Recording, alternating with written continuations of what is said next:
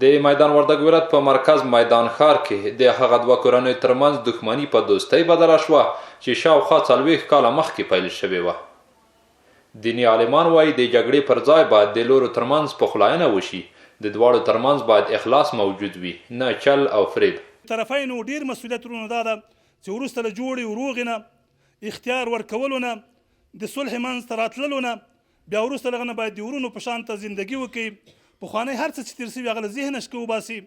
د سپین ږیرو دا دومره مجلس علما دا ټول باید دوی په ذهنونو کې او په دې باید زیات خوشحاله شي چې خبره تکرار نه شي چې موږ ته دومره څوک پیدا شول چې زموږ ډېره سخت هغه دښمني او عداوت چې زموږ منځ کې وه هغه دوی برکت باندې ختم سه. چې داسې موږ مشران سپین ږیري علما لرو چې دغه 40 کاله چې وایي چې دوی ترمنځ دغه شخړه رامنځته سوې وه او واو دا خلک شاهدان و د صحنې، نو نن داسې د امارت اسلامي په برکت د علماو او د سپین ږیرو په برکت باندې دلته مجلس دایریږي او دوی سره د سولې خبرې او یو تر بله پورې غاړه ورکوي.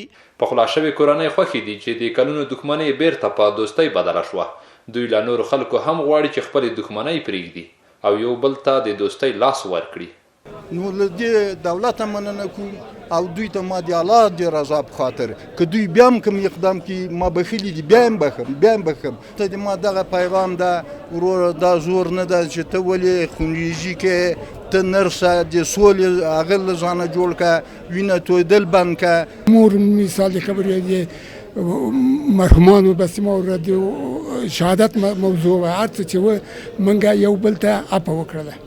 دا په داسې حال کې ده چې د اسلامي امارت په راتلو سره له یوې خوا که په هیواد کې سوله راغلې، لا بل لوري د کورنیو او قومونو ترمنځ د کلونو دښمنۍ د دیني عالمانو، قومي مشرانو او اسلامي امارت چارواکو له لوري په دوستۍ بدلې شوې دي.